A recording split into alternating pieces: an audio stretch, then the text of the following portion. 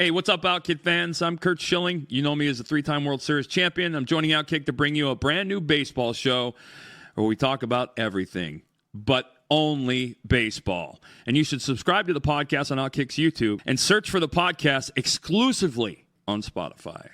As if the McCrispy couldn't get any better, Bacon and Ranch just entered the chat. The Bacon Ranch McCrispy, available at participating McDonald's for a limited time. Ba-da-ba-ba-ba.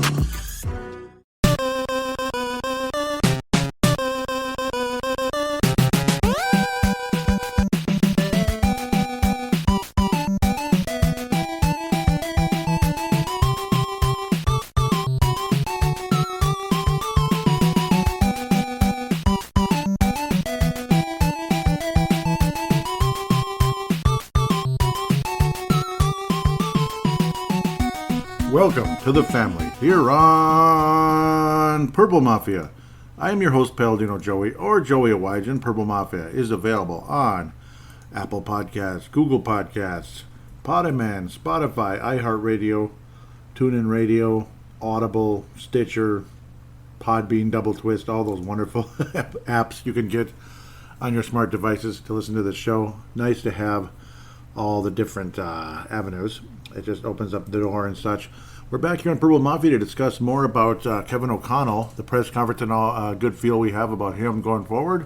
And, of course, Kirk Cousins' the reports coming out about what he's going to demand from the Minnesota Vikings going forward because, of course, Kirk Cousins has a $45 million cap hit with the Minnesota Vikings heading forward, going into the 2022 season, and then becomes the unrestricted free agent at the current structure.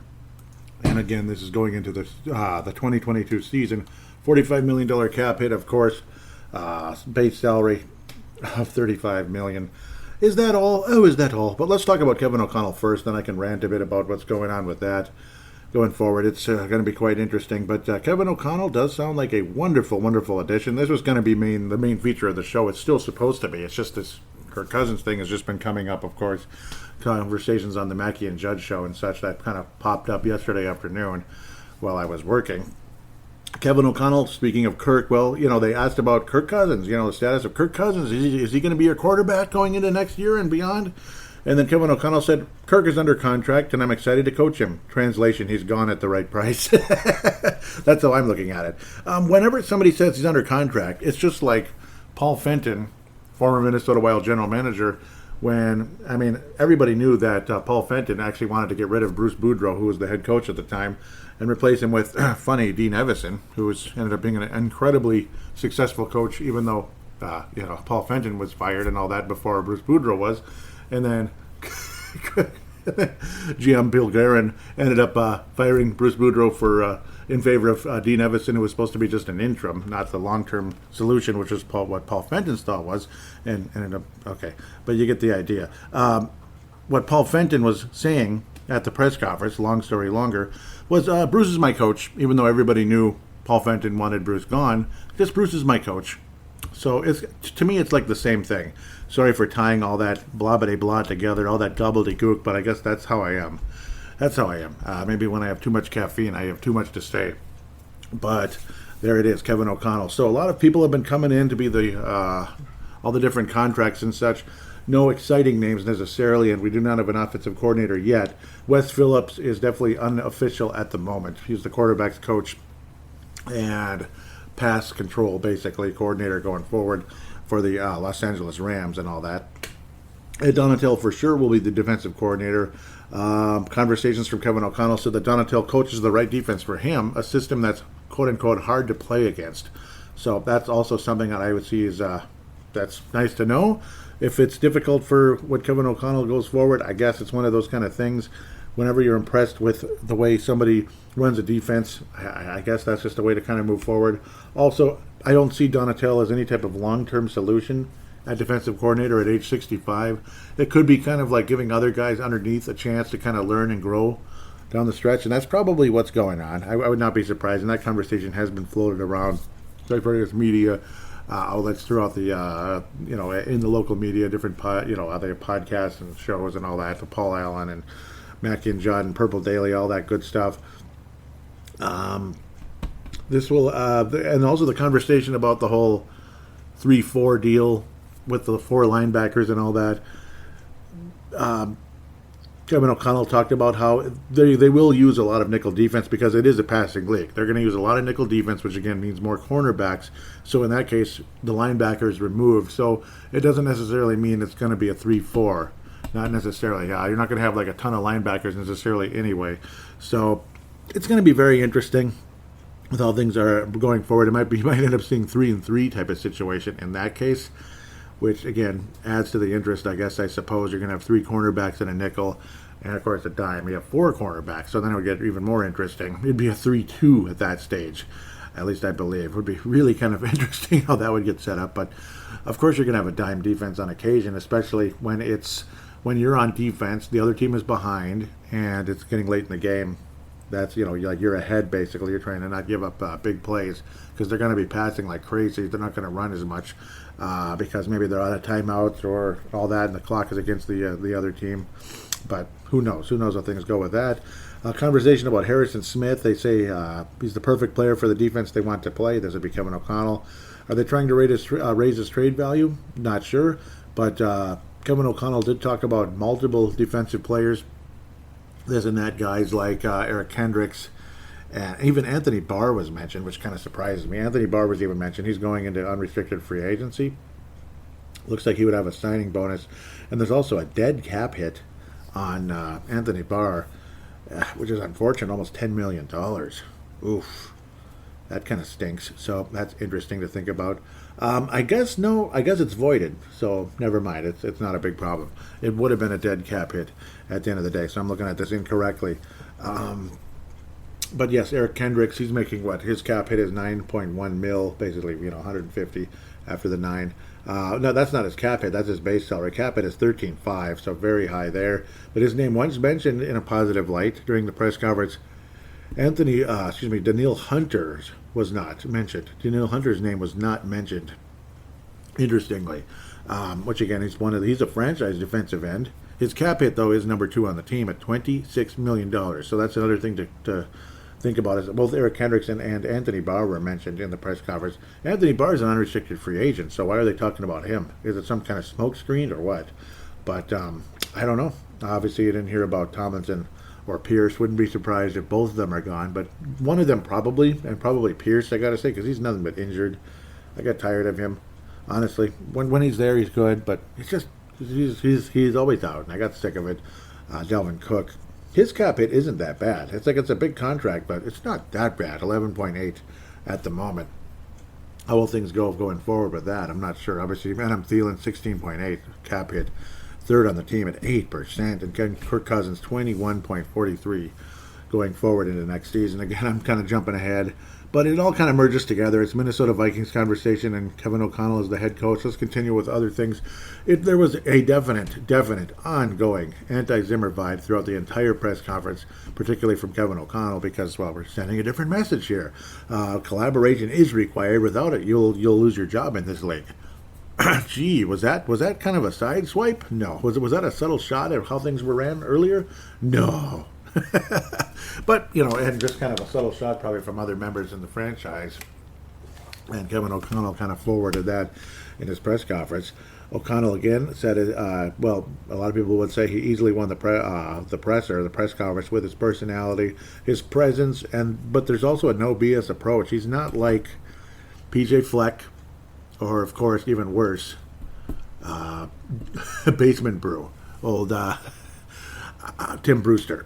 He was the ultimate BS artist, Tim Brewster. He was basically a car salesman as a head coach, as a college football coach. He was a car salesman. He's a position coach at best. That's all he really ever was. He was never even a coordinator. He was a position coach for the Denver Broncos. What was he, tight ends coach or something? And next thing you know, he's a college head coach for what we sometimes assume is a big program, like a major program in college football. I question that at times because I don't know. I mean, it's sometimes they're good, I guess, the Gophers. Sometimes you can take them seriously. I don't know. O'Connell doesn't come off, bottom line, as another one of these rah type of guys necessarily. He has more of a no BS approach, even though some of the BS could be this collaboration. It seems like it's the only word people say nowadays, and heck, I'm guilty of saying it at work. But, and oftentimes it's a load of BS. Is there collaboration? Yes. At my workplace, yes. Does it happen all the time? Of course not. Of course not. With the Timberwolves, that's all they talked about when they hired Gerson Rosas. 2 years later, they're saying he was the most selfish, it's all about me, jackass in the history of mankind. Him being Gerson Rosas, former president of basketball operations with the Timberwolves, despite making some pretty good moves. But, of course, his first draft was botched beyond human recognition. You trade up in the draft for a guy that 2 years later you're literally just like trading away for, you're just throwing him in a trade for a 33-year-old who's a good player, but he wasn't viewed as that at the time. We didn't realize how valuable he was going to be. But again, Jared Culver was just a throw-in. Now I'm talking about the Timberwolves. So what's going on here? I'm like talking everything but Vikings here. The weather outside and cats in Cambodia. And, Horizon Red IPA from Summit. Okay, I'm just kidding. Yeah, they need to bring that back, actually. Come on, just bring it back. What's all this hatred towards red IPAs? What's wrong with you people out there? Jeez, come on. You want everything to be either hams or, like, frickin' Furious, which is good, but all hops. Okay, I'm losing my mind. Furious is good, by the way. What am I talking about? Somebody help me. Please, Lord, get me back where I need to be. O'Connell, generally his personality, no BS approach. The cool part is what he's talking about. That's what's cool, is that he's the kind of person you can understand. Like when he's talking to you, you can understand what he's saying. That's the good part. That's kind of how I see Chris Finch with the Timberwolves. There I go again. But that is how I see Chris Finch. And I appreciate what Finch brings. That's cool. O'Connell said about the offense, we're going to be aggressive with how we attack an opponent, rather than we're going to, we screwed up that one. Well, we screwed up last week when we tried to do this. You screwed up trying to run. You screwed up trying to throw. You screwed up trying to kick. You screwed up trying to punt. You screwed up trying to... why don't you just forfeit the game, Mike Zimmer? Just forfeit. That's all you had to do. Just forfeit the game then. Because you're afraid to do anything. You don't want to kick. You don't want to go for two. You don't want to pass. You don't want to throw. There's nothing left to do. And that's what I hated about Zimmer during the course of last season. There was literally nothing left but forfeiting games. That's all that was left. And and anybody defending Zimmer and saying, what's your problem and blah, blah, blah, he's the third winningest coach in Vikings history. Okay. And you saw the game. What did Mike Zimmer say about a certain kicker who's the best kicker in the league? You saw the game. Yeah, I could say that right back at Mike Zimmer. You saw the game. You saw the games the last 2 years. So, it is what it is. I appreciate what Kevin O'Connell brings. I'm very, very optimistic going forward for the Minnesota Vikings. I can only ramble so much about that. Of course, that's all I'm doing is rambling anyway, right? So some of you hopefully appreciate what I bring sometimes.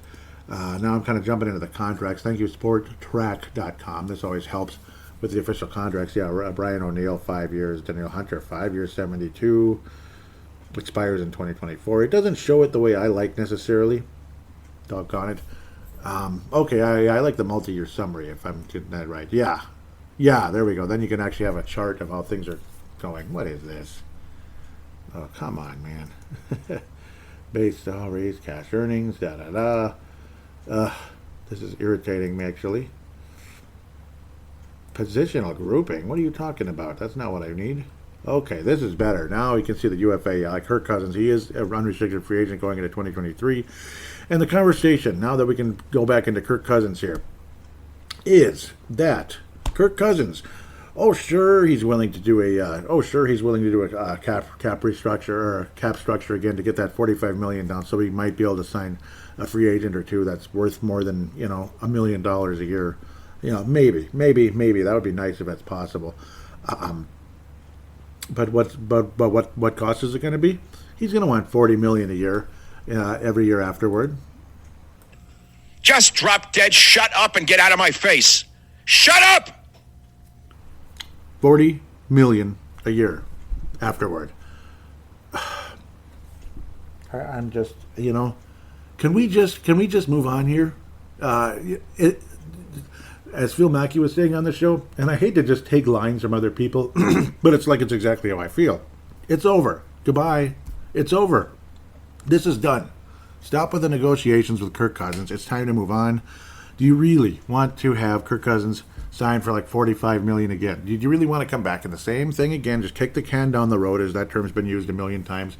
But just keep kicking the can down the road for a guy who wants top 3 quarterback money, for a guy who's maybe the 11th best quarterback in the NFL.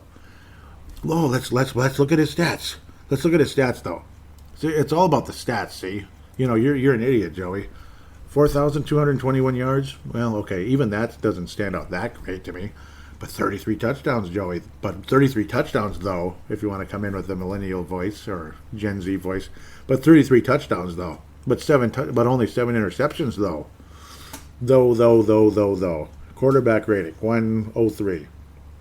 His quarterback rating with the Vikings is well over 100 since he got here. Just check it out. Look at his first year, 99.7, 107.4 in 2019, and we won a whole playoff game that year. We won an entire playoff game that year. By the grace of God, by the way, that we did. But we did. We won a playoff game. And yes, good defensive coaching by Zimmer, having the 2 more talented defensive ends take over the tackle positions, kind of doing the little flip-flop, and attacking Drew Brees from the inside, which was nice. Nothing to do with Kirk Cousins or anything, but okay, great throw late in the game, Kirk. Thank you very much for that. Greatly appreciated. Why am I blanking about him? Oh, yeah, he missed the game because it was the final game of the season where the Vikings would have finished, if they finished 12-4 or 10-6, we still would have been stuck at the 4th seed and having to go to Nolens at the end of the day. Or was it the 5th? Whatever. We went to New Orleans and actually won, and then got our asses handed to us by San Francisco and an inferior quarterback who went on to lose the Super Bowl because he sucks. They would have won if he was a decent quarterback. Him being Jimmy G. They would have won.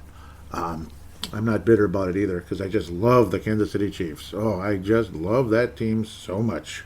2020, utter disaster. Even though the numbers were great, though. 35 touchdowns, though. 105 quarterback rating, though. 4,265 yards. I won't say it again. 13 interceptions, though, back at you.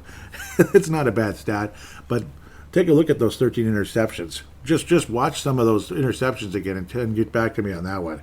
They weren't just like the wide receiver like Kadre Ishmael's clumsy ass tipping the ball up in the air and costing Warren Moon interceptions.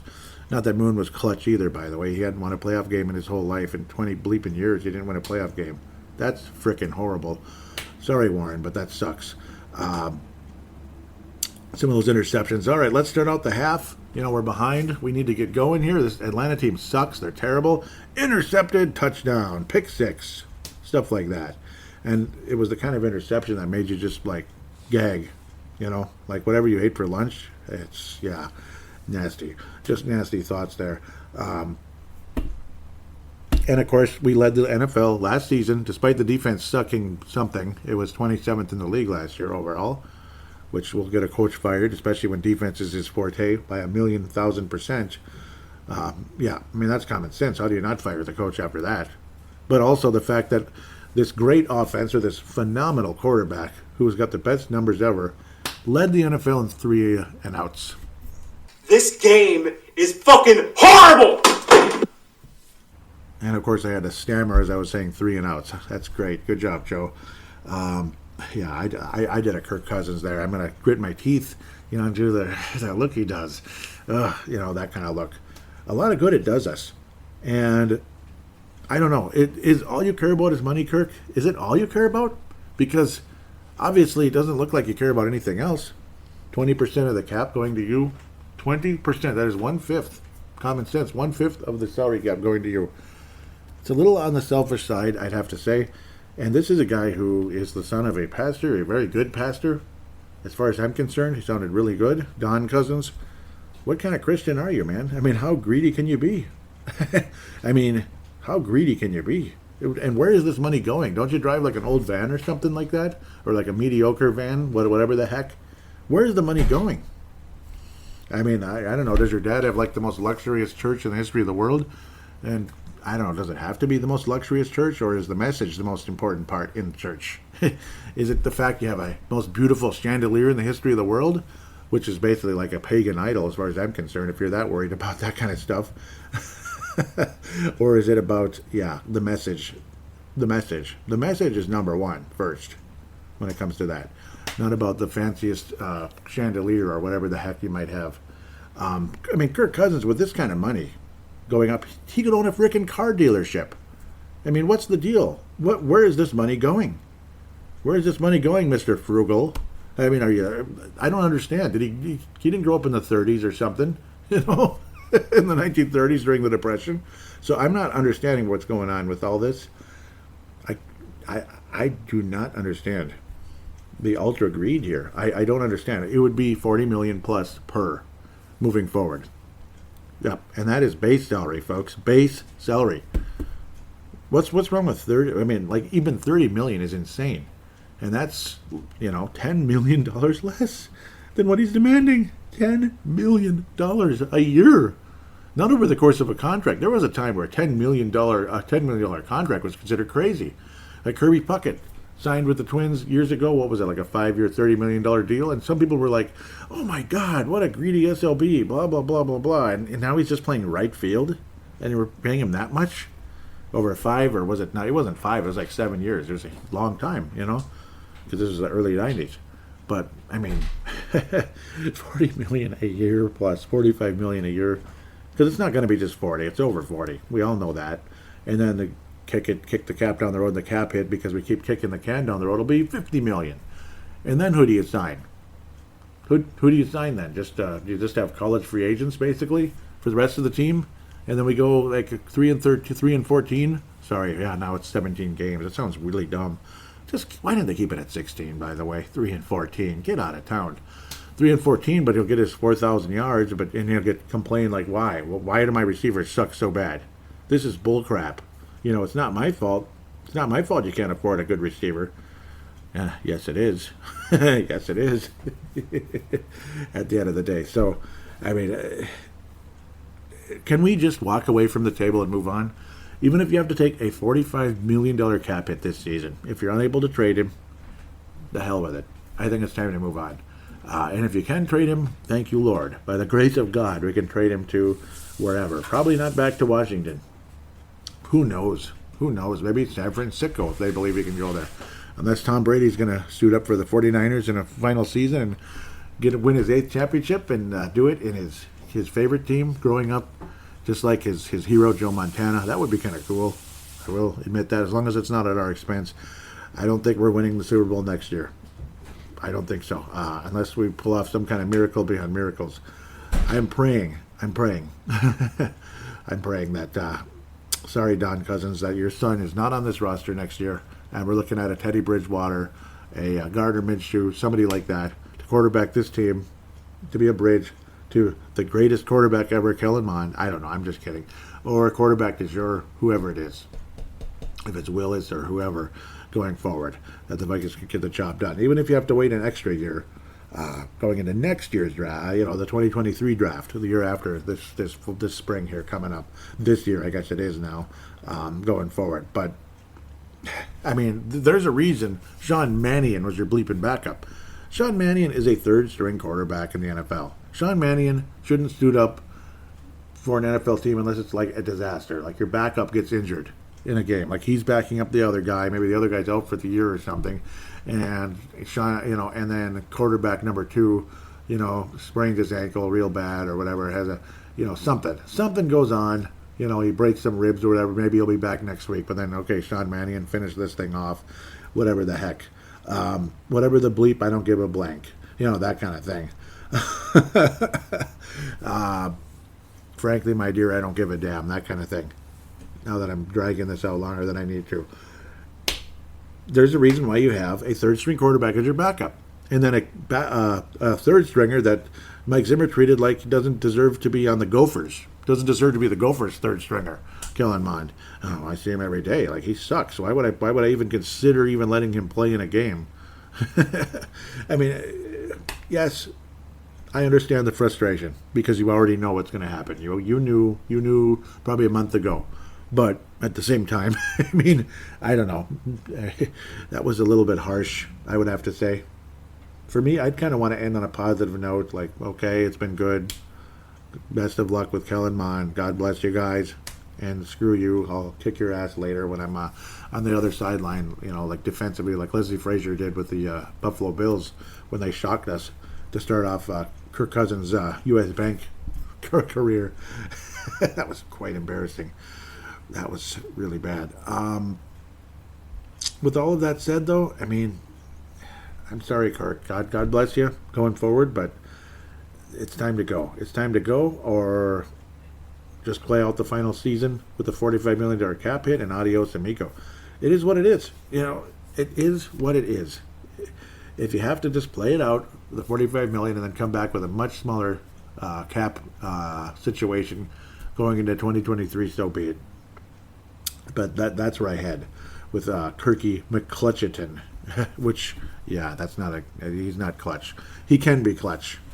He can be clutch on the right day when he's feeling the right fives, whatever the heck it is, at the end of the day. But, I mean, I can't imagine this franchise is going to get married to Kirk Cousins going forward. I don't see Kwesi. I remember 2 episodes ago, I didn't even mention his name, I don't think, on the last show, or maybe I did. I kept calling him Kwesi, and Kwesi, and Kwesi. I kept saying it, and I feel so stupid. Kwesi Andolfo Mensa, and a lot of times we'll just probably go with Kwesi, because, I don't know, it's a unique first name, and Mensa is kind of boring, so Kwesi's a little better, I guess. And then Kevin O'Connell, I'm never going to call him the initials, because it sounds just like a certain politician that I do not like at all. Big mouth politician. No fan at all of that one. So we'll stay with Kevin O'Connell. I like the thought that we're going to be more aggressive. Maybe we'll have a lot less 3 and outs. And I'm kind of hoping that Vikings quarterback will be wearing number 5 next year. He'll be a number 5. Before it was the bridge to Bridgewater. And then maybe Bridgewater is the bridge to the next quarterback. Remember Matt Castle, the bridge to Bridgewater? Remember I used to talk about that? And now Bridgewater is the bridge to whoever it is. I think that'd be fun. Like 2-3 years with Teddy Bridgewater again as the starter. Maybe he could just stay the rest of his career as like a good, solid backup, or maybe he ends up being better than we thought again. I don't know. I want Teddy Bridgewater back here. That might sound silly, might sound stupid, but why the hell not? Why the hell not? I'd rather have Bridgewater at like 13, 15 million, whatever, versus Kirk McClutcheton at 45 plus. I mean, seriously, $45 million. $45 million. You saw the game. Stats are nice, but you saw the game. You got to actually watch the game. You don't just read off stats at the end of the day. That would be like if I was like the dumbest, stupidest podcaster in the history of the world. At the end of the day, look at his numbers. Absolutely great. Yeah, the numbers are good, but you saw the game, right? You saw it. You saw it. I mean, and sometimes it's not his fault. Sometimes the defense sucks, but also sometimes 3 and outs make the defense suck worse. Sometimes 3 and outs kill a defense. Sometimes it gives them no energy. It doesn't even let them breathe. Like sometimes they need to get some oxygen in their system first before they got to march right back out on the field because you just threw an interception, or you fumbled, or you had the 3 and outs because you imploded in on yourself for whatever reason. It's a combination of many things, but I think Kirk Cousins is not the guy for the Minnesota Vikings now at all. I think the ship has sailed. Toot toot, adios, bye bye. With that, we'll take a quick break and we'll get to fan interaction right after this.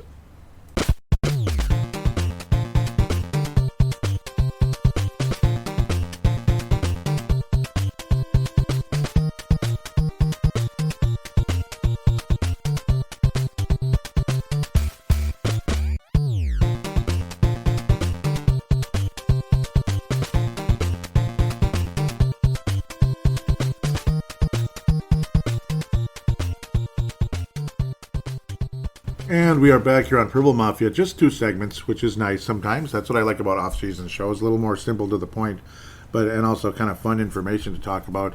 Twitter account at Purple Mafia Show, at Purple Mafia Show. There was conversation about Deshaun Watson eyeing the Buccaneers and the Vikings, Buccaneers or Vikings as potential destinations. I didn't talk too much about it because I just don't see it happening. I think we're going to aim a little bit, either just letting Cousins play it out or signing a Teddy Bridgewater moving forward. And I hope the Vikings do sign Teddy Bridgewater. I'm seeing the name Teddy Bridgewater floating around with the Vikings here, so that's interesting. I don't know if it's anything super certain or anything. Really want to appreciate Tanae Brown, I believe it was, for retweeting the episode. Yeah, he was the only one to retweet it, but yeah, thank you, Tanae, very much. Out of New Zealand. Really appreciate you, Tanae. Deshaun Watson. Let's get where I need to be here. There's not too much going on. Yep, it was Tanae out of New Zealand. What the heck? I thought there was a response. Huh. Okay, yep, it was Dave Hickey out of Iowa. He says, I love the thought, but I don't think it will happen. The Wolves have talked about high character people is who they want, and he is definitely not. Yeah, because too many cases, up to 22 civil lawsuits and a criminal investigation for former Houston Texans quarterback Deshaun Watson. Hell of a player, but I don't know, that sucks. I mean, he's injury prone too. Then I put out a poll and pictures and all that to see what people would say about the new Minnesota Vikings logo possibility. Sebastian Barton got together with it's like the pigskin texture of a football, shaped like the state of Minnesota, with a microphone. With a kind of like a mafia overcoat with the fedora, with the microphone sticking out, kind of like that. Look, so we'll get to that. A lot of you probably saw it on Twitter and Facebook already. And then now I'm down to what color background do people like. So I put a poll on Twitter. Do check that out at the end of the day. We'll see how things go. We might add another detail or two to the picture, maybe. See what Sebastian thinks, this and that, and others out there. Let's get to where I need to be here. So I posted out some, at first, before I put the poll, which was probably a better idea than just saying, what color do you guys want? Sebastian apparently likes the white one. It started off with black, which is kind of the initial look, and I thought maybe what about other colors, like purple, like yellow, like gold, basically, and white. Sebastian wound up picking white. Sam Gupta out of California says, tough choice, the white or the purple do it for me. All right. Sorry. Matt Martin says purple. Dave Hickey was saying, not sure about the microphone as your head. In my opinion, maybe yourself or a cartoon character of yourself. Huh. Yep, and that's interesting. I'm not big on the avatar thing. I'm not big on all that. Some people love that, and I know it's out there. It's been out there it's a big thing in the podcasting logo world and other things like that, even on Facebook and Twitter and stuff. I'm not a big fan of that for some reason. I don't know why. I'm just kind of old school, I guess. I don't know. I kind of like the microphone idea, but we'll see maybe what Sebastian thinks. But we're heading in that direction. And Sebastian, God, Sex, and Sin podcast, an unbelievable show to talk about, a lot of things going on in life and all that. Great advice for someone, from somebody in his mid-20s. He is a very, very wise young man, no doubt about that. From Mankato, Minnesota. I believe that's it on the Twitter account. I was going to look at the actual poll numbers here. I believe it's tied with a couple here. Thankfully, there's been a response, and I want to see more and more from all of you if you can. Where's the poll? What just happened? Blimey. Okay, here it is. All right, here's a poll. Which background color do you... what color background would you like? White and purple are leading the way right now with 37.5 each. Yellow with white, and so far black is 0, but that's not true. We could technically count 2 votes for black if we wanted to. That would bring the percentage up a bit, no doubt, because there haven't been that many votes, unfortunately, so hopefully more people can vote. I said it where it would last at least a week here, so more and more people can kind of bleed in, more and more ideas and all that, because I'd like to see get people's opinions on this.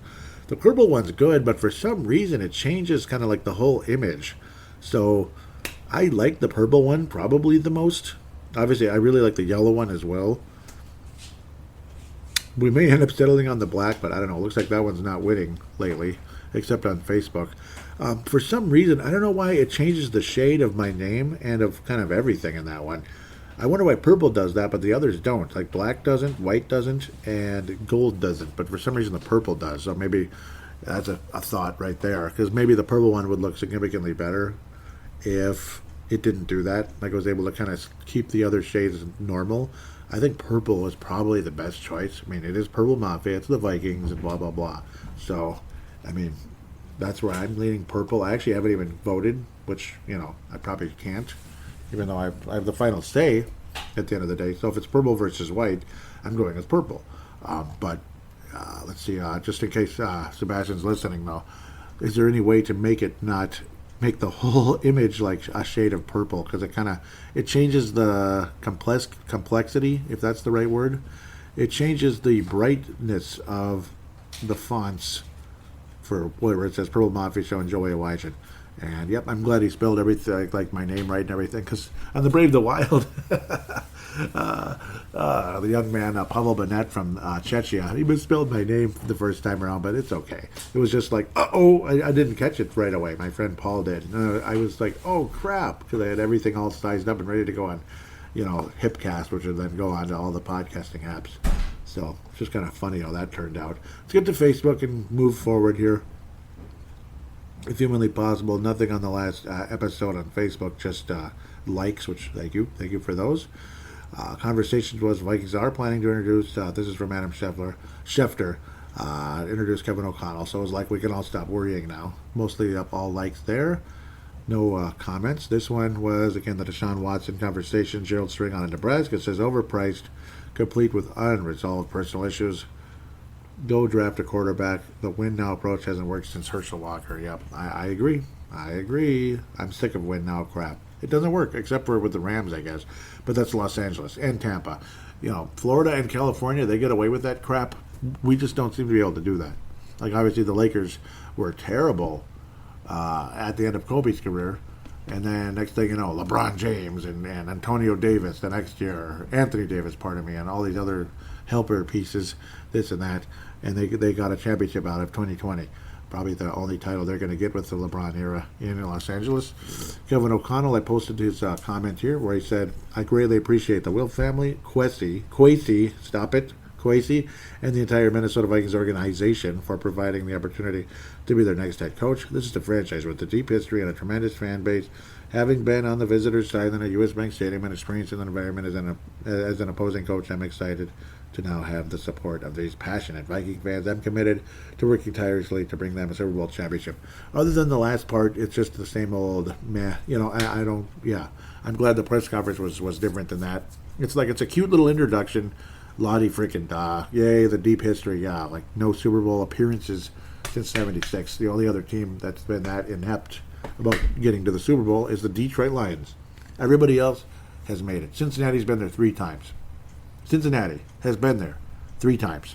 Teams that existed in 1977, whatever, have not. And even Carolina and Jacksonville, which came in the mid-90s, have been to the Super Bowl. Yeah, just Houston and this new Cleveland team, which is a joke. They've been not even close either, which whatever. God, this drives me nuts. Logo, the black one, just likes. I posted the purple one to see what people would say, and I lost it now. That's just great. Thank you, Joey. So, Roger in Bowden said the black background is best. Okay, and that's cool. Mark says, I agree. Brett McCarthy with a thumbs up. South Dakota. So, that's interesting there. And I posted the gold and the white. Anybody else? And no comment there. And that's it. So, that's the end of that. Gold star for this episode. It might as well just be, well, for one, it's got to be Sebastian Barden for helping create this logo and get some ideas out there. Thank you, Sebastian, very much so. He deserves the gold star just by default for that in general. I mean, thank you so much. And again, do check out the God, Sex, and Sin podcast as well to talk about everything with life out there and to kind of open a vein and drop all the shyness and nervous privacy deal that people have. It's kind of like not being overly close to the vest.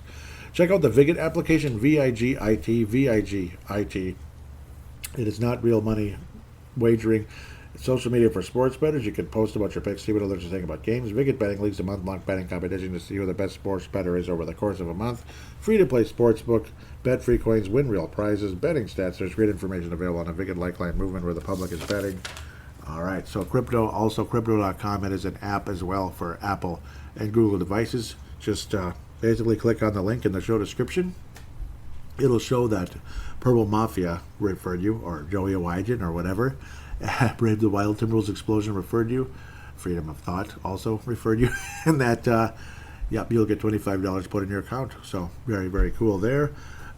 You might be hearing Sebastian doing ads at some point. He's actually offered that as well. Really, I appreciate that. He is awesome. Thank you again, Sebastian. Again, God, Sex, and Sin podcast, or it's just God, Sex, Sin. You don't say and.